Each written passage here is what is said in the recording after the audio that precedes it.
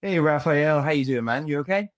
Doing amazing. Yeah, life's good. Yeah. I can imagine. Yeah, I mean, you've just sort of made history again for must be like the third or fourth time in your career now. But before we sort of like talk about what you've been doing recently, I wanted to take a step back and look at your kind of like earliest days in the sport because I know hmm for you it wasn't really as straightforward as going straight into jiu-jitsu. You actually sort of had a few different martial arts on the go when you were a hmm kid. What was it that kind hmm of brought you to jiu-jitsu specifically originally?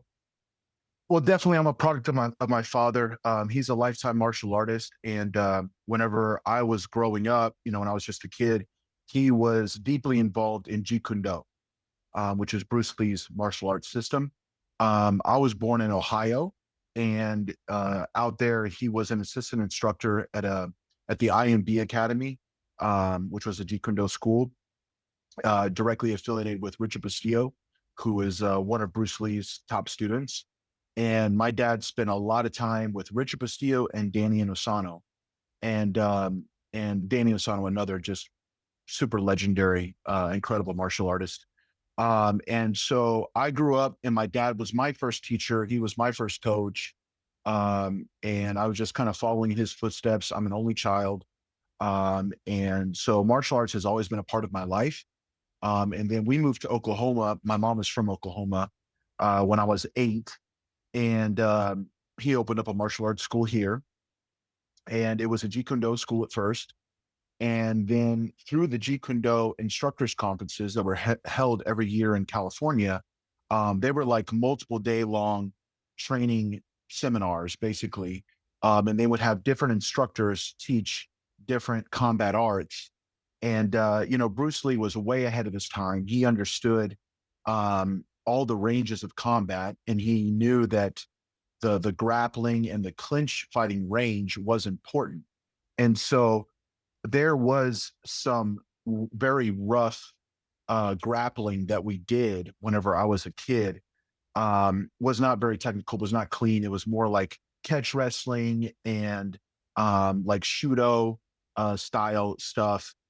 And then to expand on the grappling arts in the Jeet Kune Do instructors conferences, they brought in the Gracies. And this was in the early 90s, just before the UFC was about to arrive.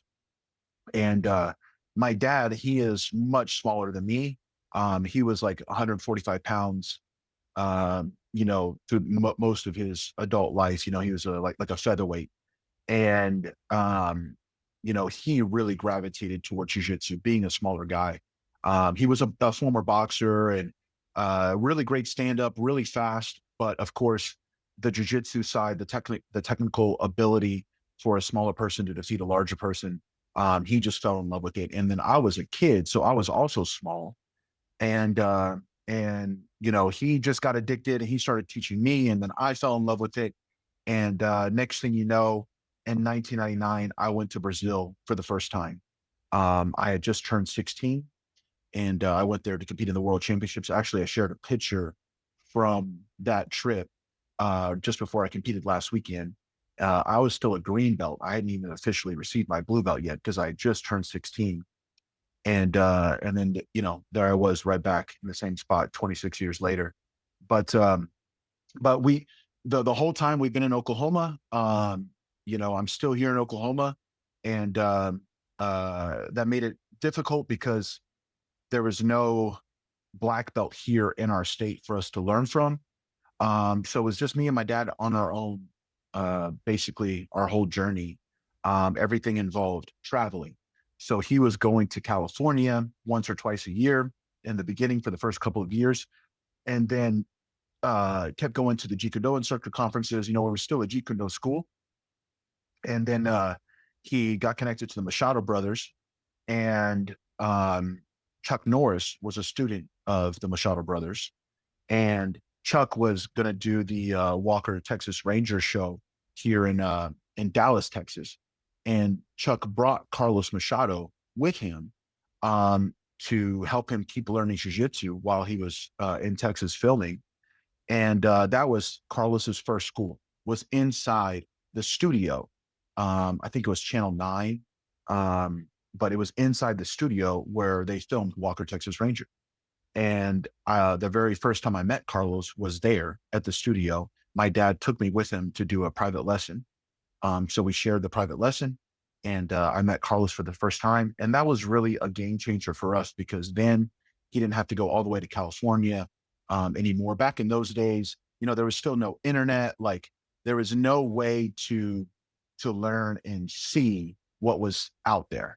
And so everything was traveling. And for us back then, it was everything was far, because we're right in the middle. So it was either California, Florida, or you had Henzo in New York, so it's like equally far in any direction. And then when Chuck brought Carlos to Dallas, Dallas is about 3.5 hours away from us. And so now all of a sudden, instead of driving cross country, my dad could go there and back in one day.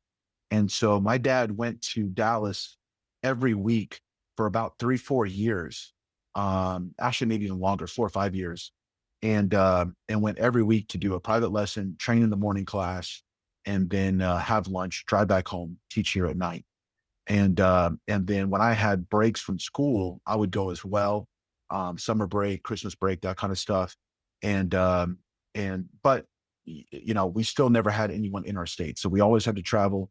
And then competitions, traveling for competitions, and just getting in rooms where we could be surrounded by people that were higher ranking than us, and be able to ask questions and just get that exposure. That's been the journey the whole way through. And I'm still here today. And it's been really special. We were the first American father and son jiu-jitsu black belts. I didn't actually know that, to be fair. I didn't Yeah, realize that you'd sort of like set that part of history as well. yeah, yeah. Um, can I ask then, was it not quite difficult in your sort of like early competitive career, like before black belt? Did you find it tough sort of coming up against people that did have like bigger training rooms or closer proximity Mm. to sort of like elite level talent, that kind of thing? Definitely on the international stage for sure. Locally, I always did very well, even like the competitions in California, stuff like that. Blue and purple belt, I had some really, really good runs.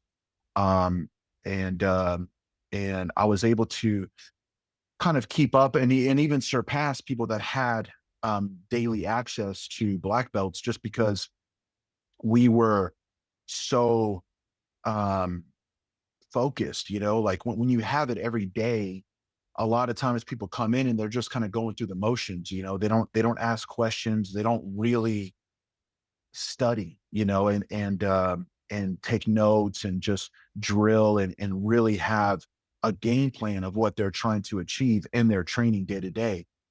Because we were just getting pieces at a time, we would take that piece home and we'd work it, and we would try it in our training, and we would teach it to our students, and try to get them to keep up with us as my father and I were learning.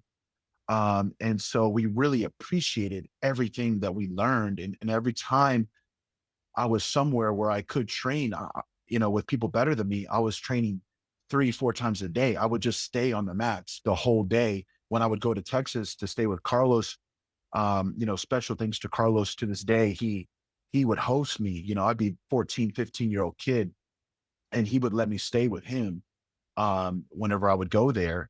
And he was a bachelor in his early 30s, Brazilian guy in Texas, you know what I mean? And he would let me stay with him, and I would do morning class, evening class, and I would help him with all of his private lessons in between. And I would literally, I would go to the gym with him, that kind of stuff. We would just do as much as we possibly could wherever we were. If I went to Brazil, I would train 3 times a day, every single day that I was there, because I just wanted to get as much as I could to bring back home, and just show my father everything that I learned, everything that I saw. We would work on it, work on it, work on it until the next time.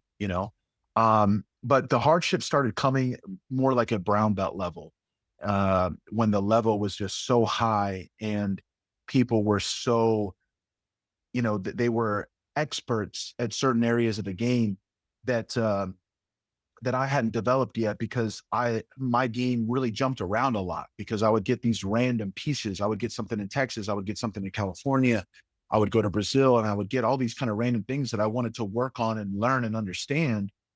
And my game just kind of changed all the time a little bit too much. And then when I got to brown belt level and people had been doing the same game already for so many years, they were just more refined than I was. And I didn't really know what I wanted to do in certain matches. And then of course, not having brown and black belts to train with when you're starting to compete against, really high level brown and black belts, um, made it hard. And I had a tough year. I was also going to college.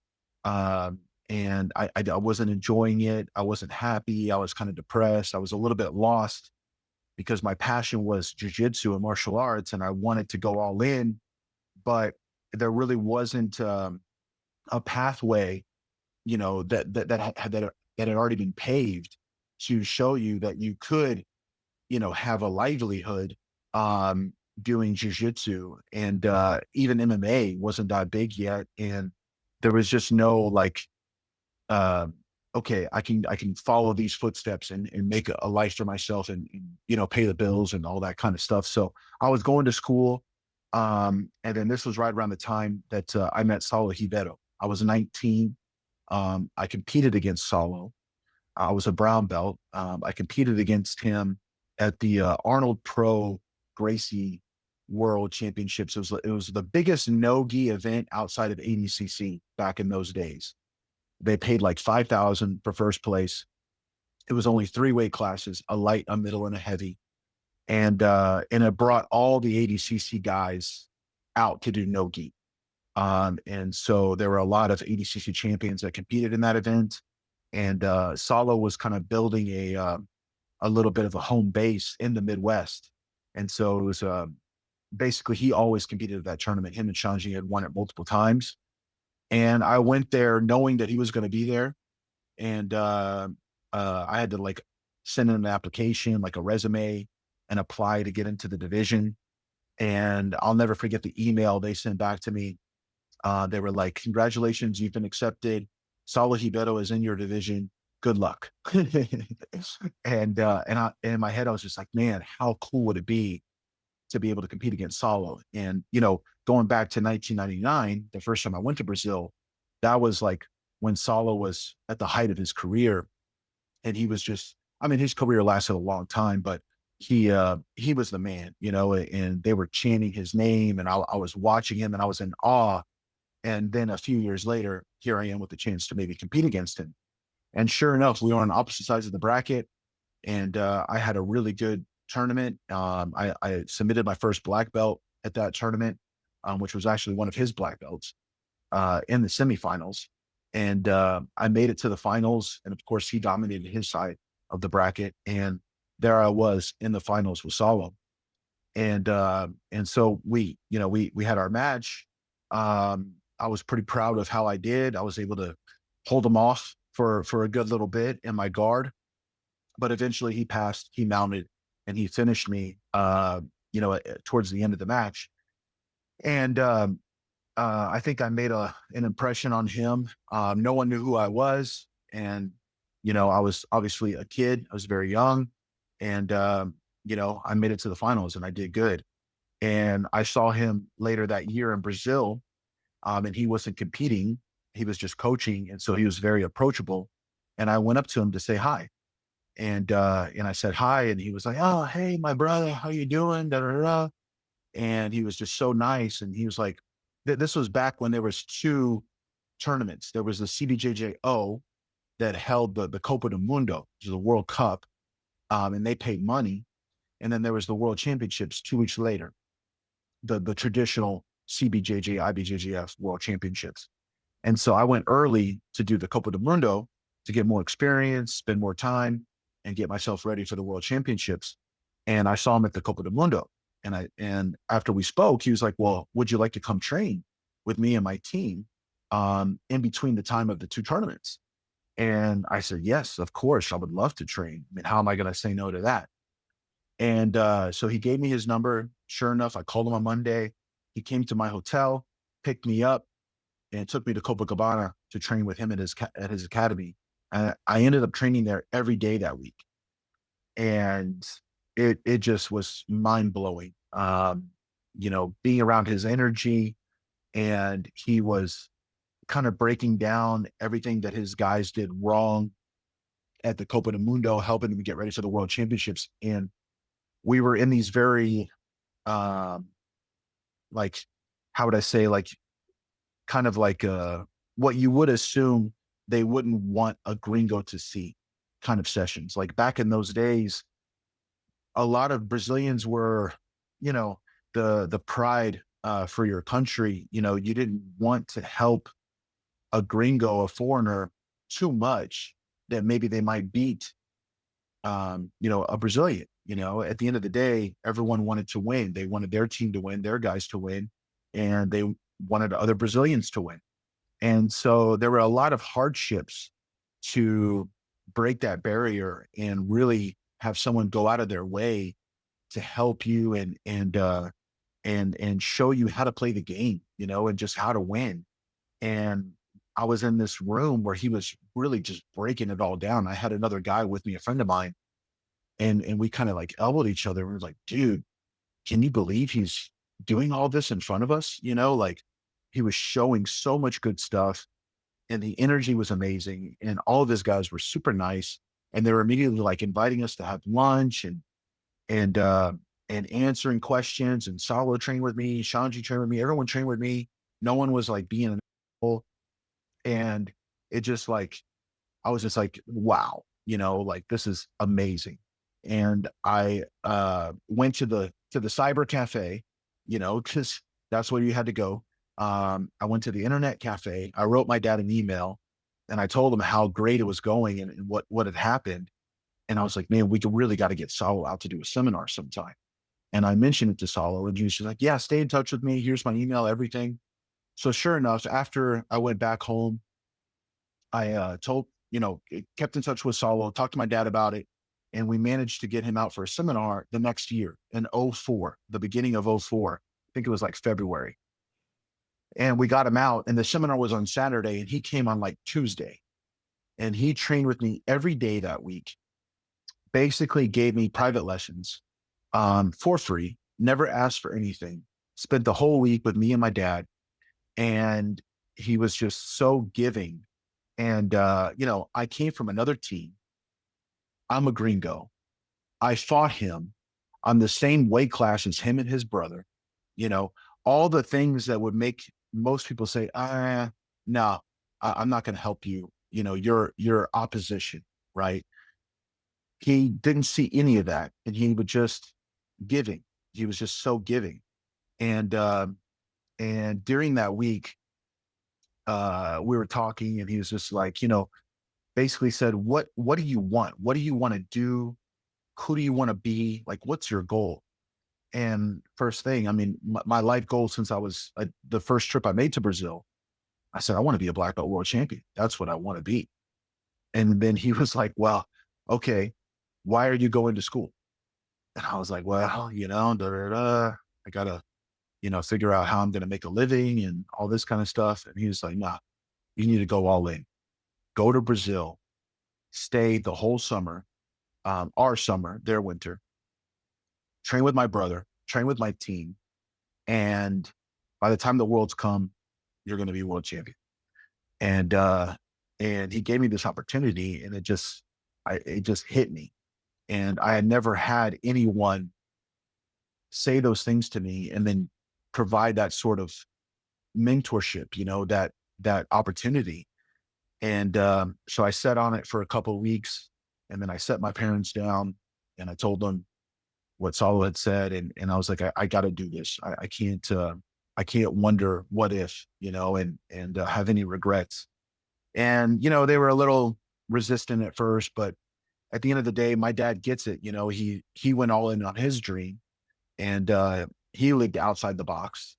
And, so he was like, okay, I understand, do what you got to do, but one day you got to go back to school. I never went back to school, but, so I got them to agree on it. And basically I dropped out of college. I used a credit card. I took off to Brazil and I stayed at the On the Mat house. I lived in Rio for 4 months. I trained with Saulo. Well, I trained with Xande every day. Saulo was going back and forth from Brazil. He came later on, in the season, and that was life changing. I just became part of the team, part of the family, and I didn't win the worlds that year. I actually lost, but 3 years later, I became the first person to Grand Slam, and the rest is history.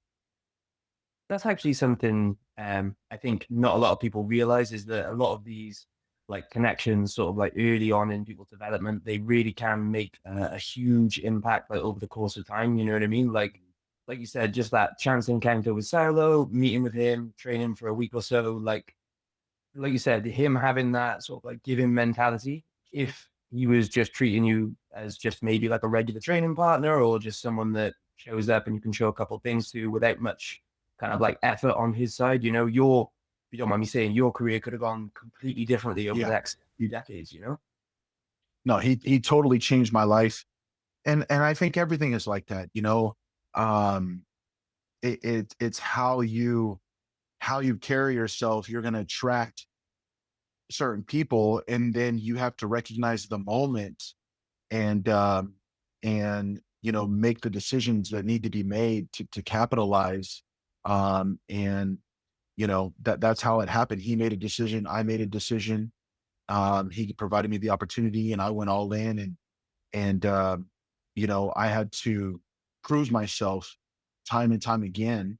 They made jokes about it later on. I didn't realize, but the next year in '05, they were setting up their home base in the Midwest, and they actually lived in Ohio, where I was born, in a small town called Toledo, which is not a nice place. You wouldn't really imagine that that's where Saulo and Xande would be, but that's where they had their first connections. And he was trying to expand and create more business in the U.S. And it just so happened that that was the place where they started. Was in the Midwest. Not your typical Brazilian way. Usually they want to be in nice weather by the beach, stuff like that. But Saulo was always the type to appreciate the hard way, and he just knew that, okay, this isn't where most people are going. I'm going to go here, and I'm going to take advantage and create a market that everyone else is missing out on. And so that's where he was. And so I was going from Oklahoma to Ohio to stay with them and train with them. And I was still, even though I spent the whole time in Brazil with him, um, I still had to kind of keep proving myself.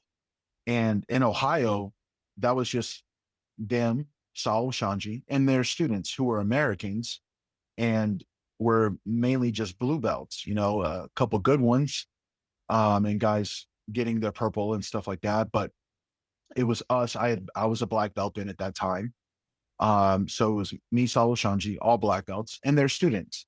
And so our competition training was me and them, like there was nobody else. And so my rounds were only with Saulo and Xande.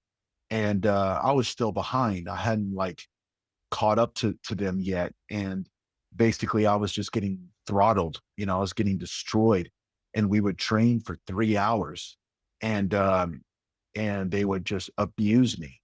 And they joked about it afterwards, like, I wonder if she's gonna come back, because most people, especially the type of jiu-jitsu they have, it's smash, pressure, like break you type jiu-jitsu. They break you.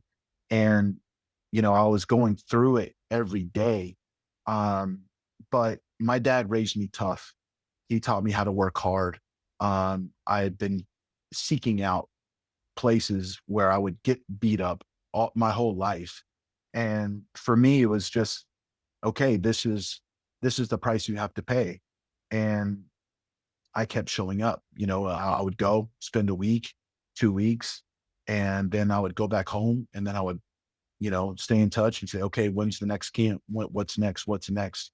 And then I kept going back, and I kept going back, and I kept going back. And then a couple of years later, they moved to San Diego, and then I was going out there, and so on and so forth. But I never stopped showing up, and that's why I got to the level I am.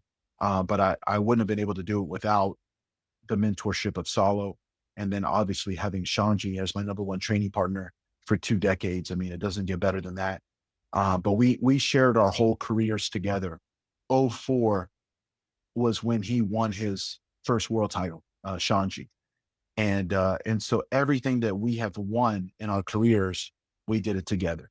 Um, and you know, Saulo was he was you know, he was the coach. He was in charge, and he made us who we are today.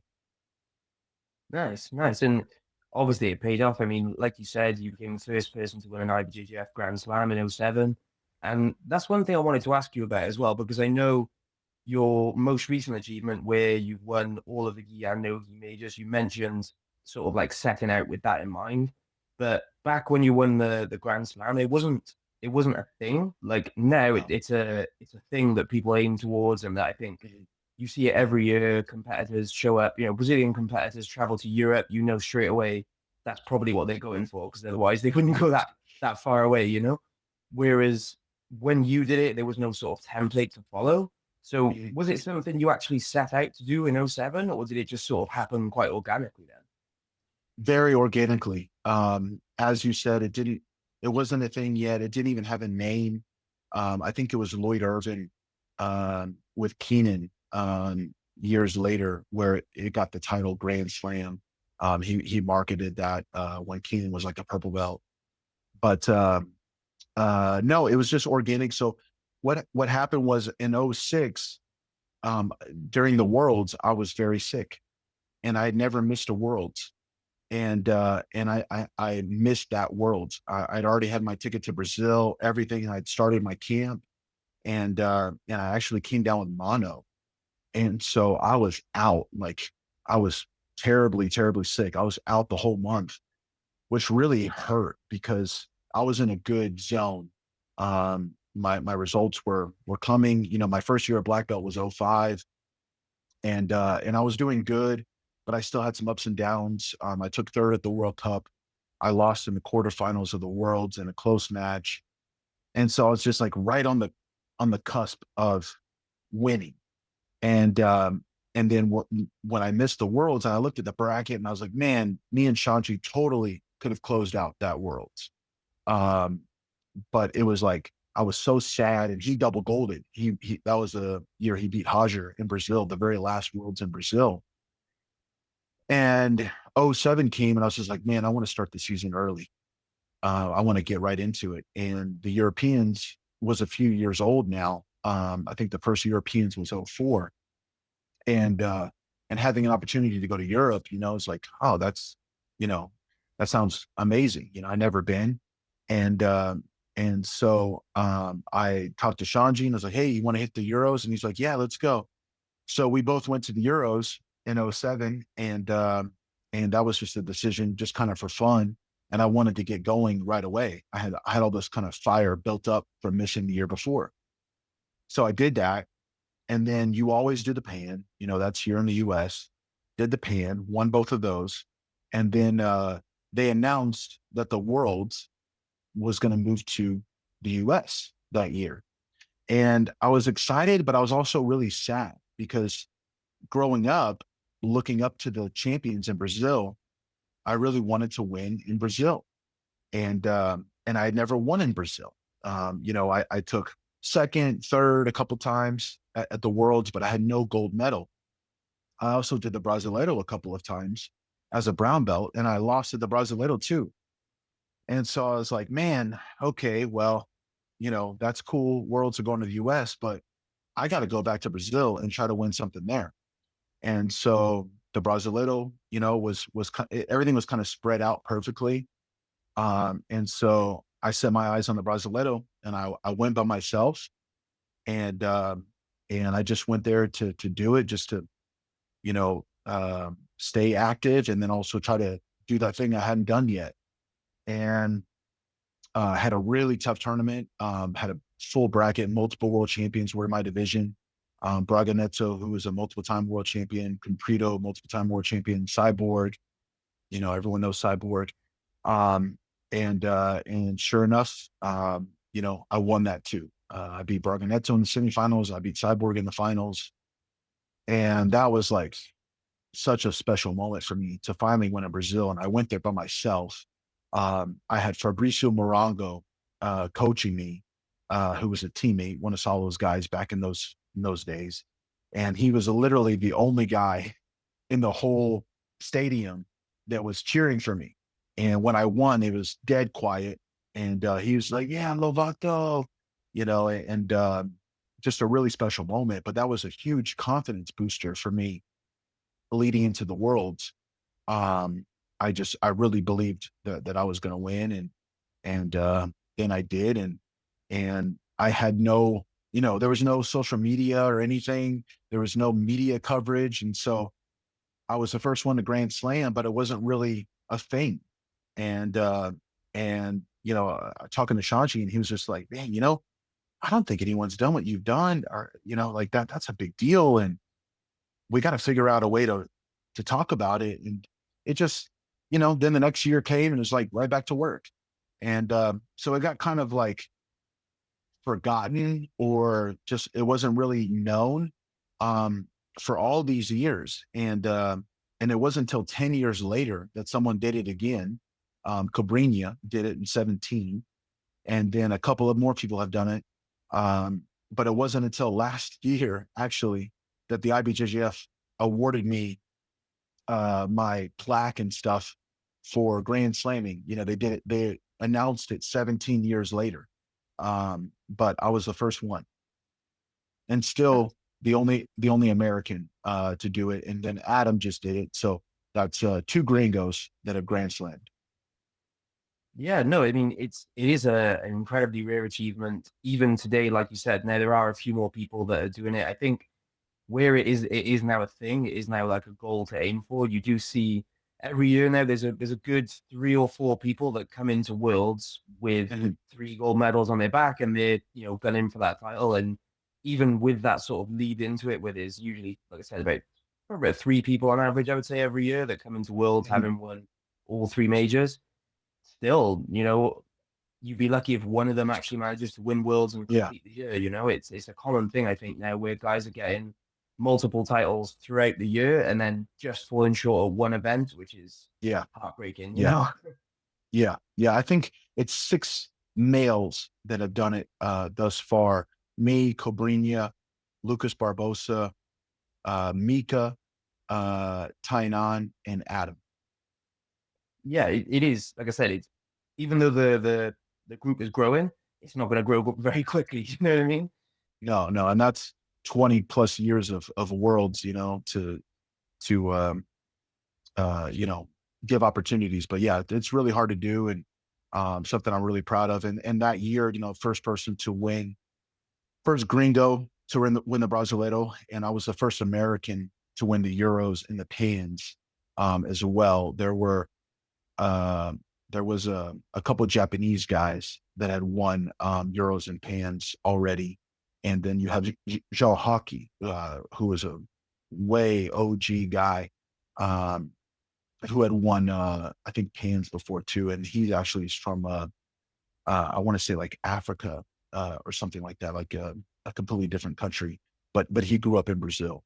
And so, I was like paving the way for Americans and non-Brazilians back in those days. And that was something that really became something that I put on my back, that I wanted to, of course, win for my own personal career and goals and achievements and stuff. But I also wanted to be like a source of inspiration for everyone out there, because I came up in those days when, back in Brazil, people don't understand, when the Worlds was held in Brazil, there would be a handful of non-Brazilians to medal in the whole tournament across all belts.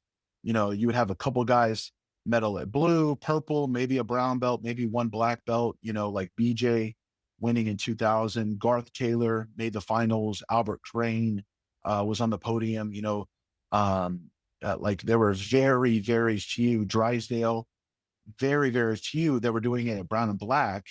And then a couple would get on the podium at blue and purple. But it was hard just to get on the podium in any belt if you were a gringo. And so when I got to black belt and I started winning, I was just like, I want to show everyone that we can do this.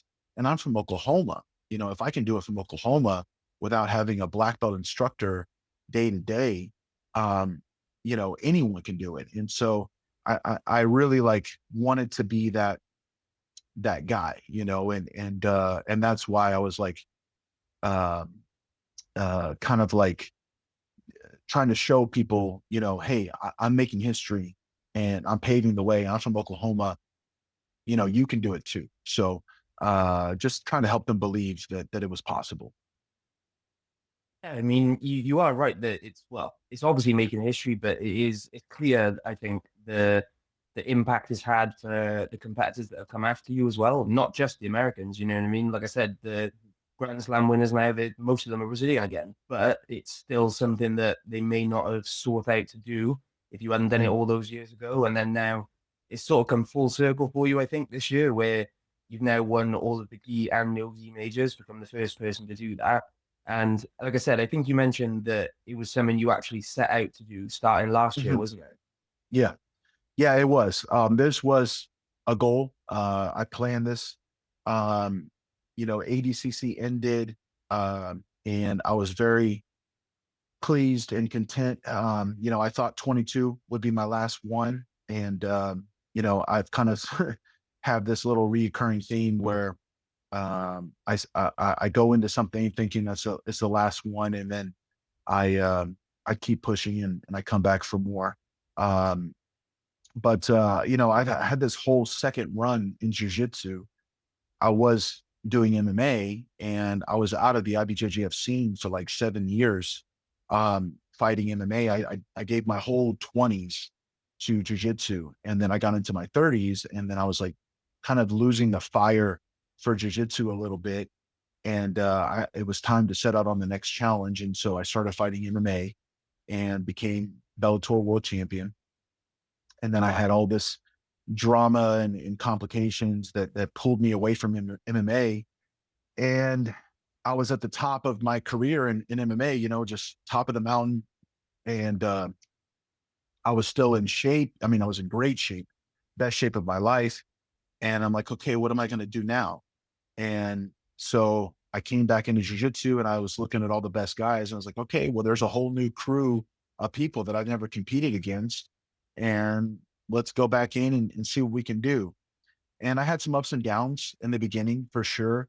A lot of it was just being out of the game and trying to like catch up and, the evolution of the sport and all that.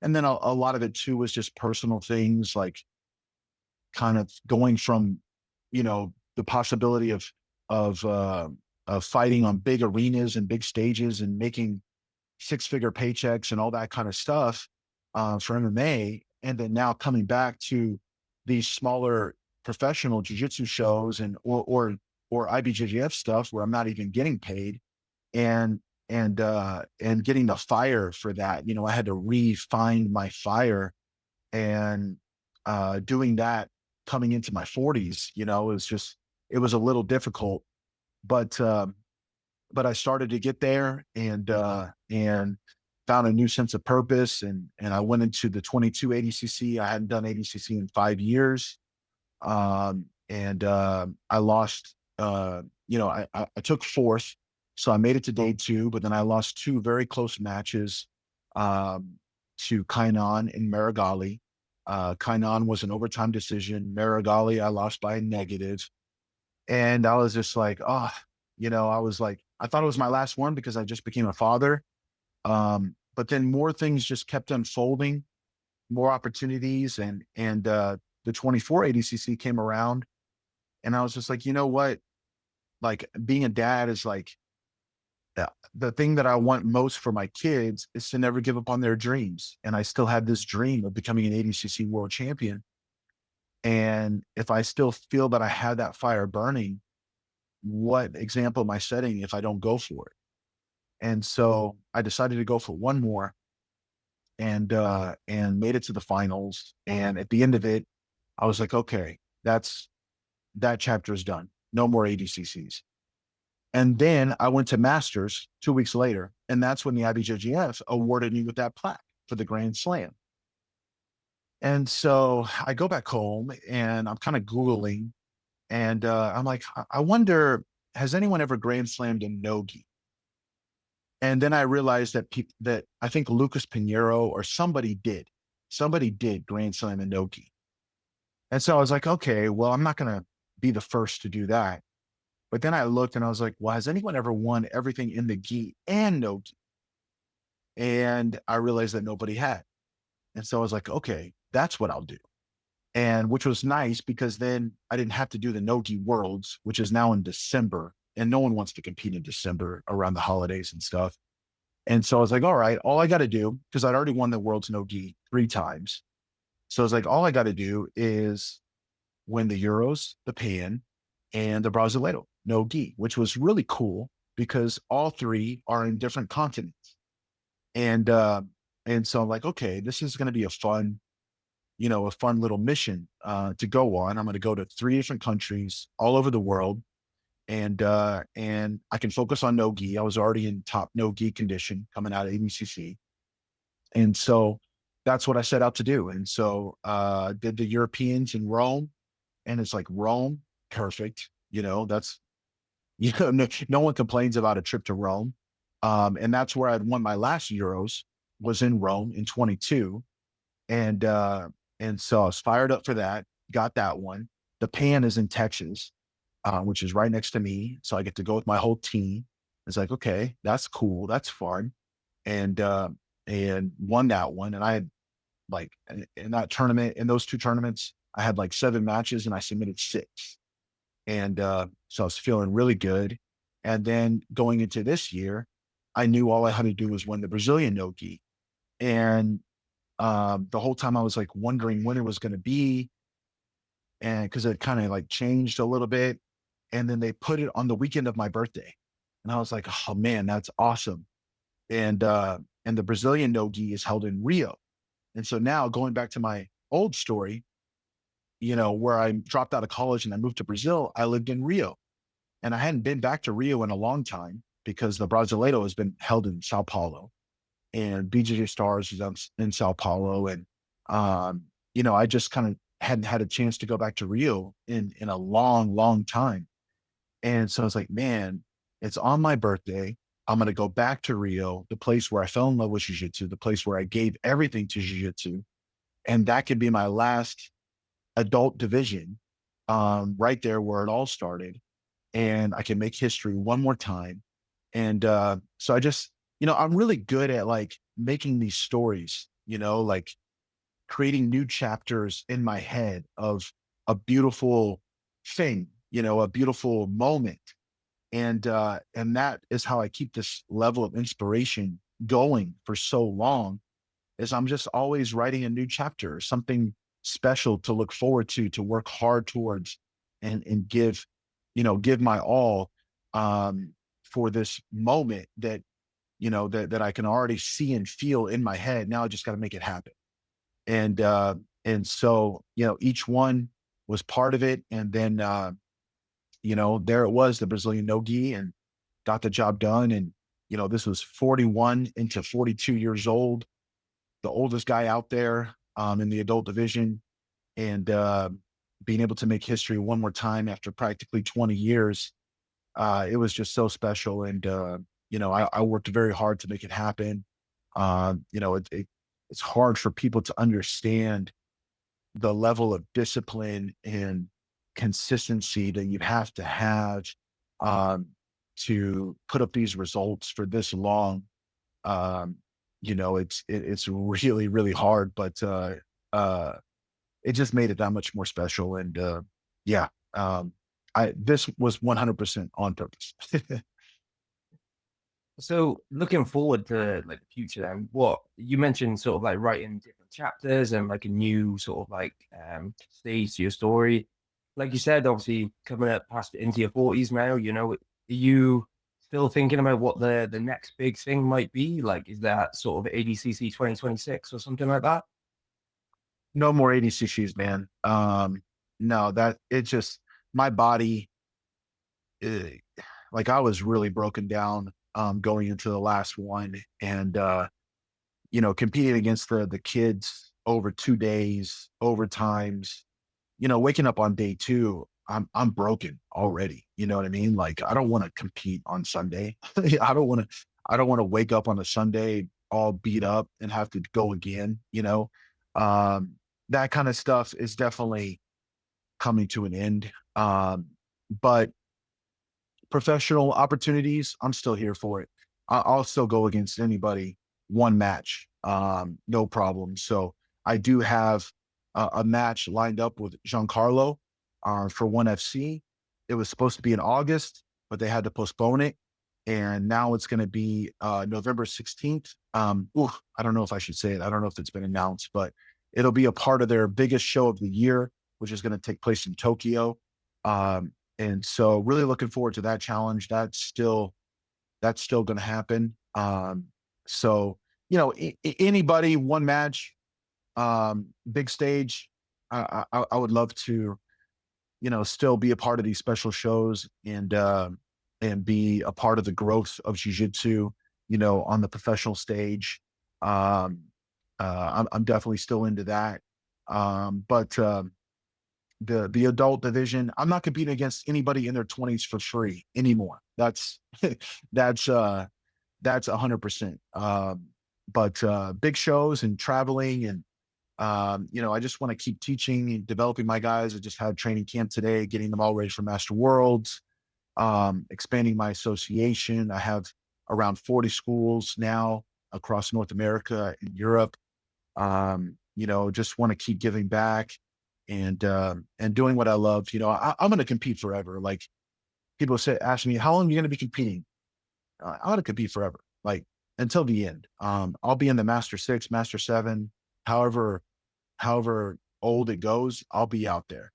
And now I have my kids and they're about to turn 3. I have twins. I have a boy and a girl. That was them with me in Japan. After my last MMA fight, I was able to come back and fight one more time in Japan. And, so they're growing up, obviously, with jiu-jitsu, martial arts around them. And my son is really, really into jiu-jitsu. He doesn't really understand, but he loves wrestling and grappling and just, rolling around and stuff. And so, in my head, it's like, uh, the days where we can compete together and I can just pass on the knowledge to him and give him you know, uh, a little empire that he could take over. That would be amazing for me, but I don't want to put any pressure on him, that he doesn't want, but, if that happens, that's definitely where I'm going.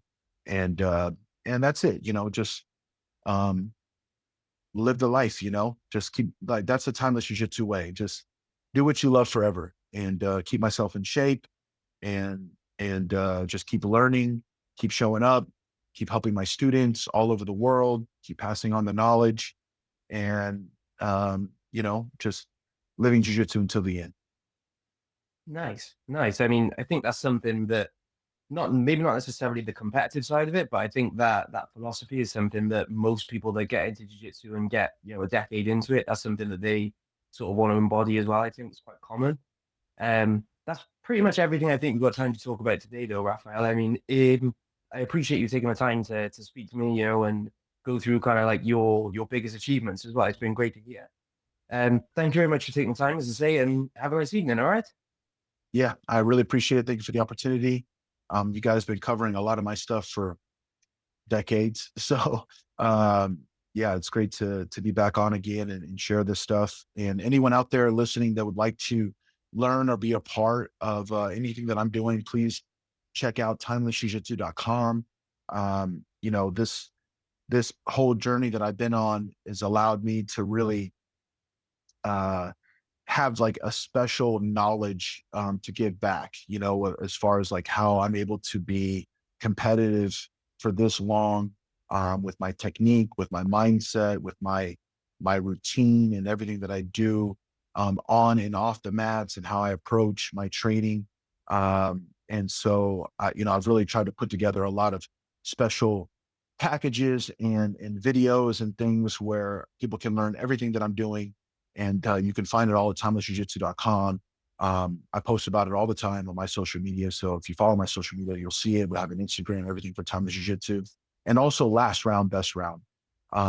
Last Round, Best Round is like my mindset, just something to motivate people and inspire them no matter what walk of life they're in.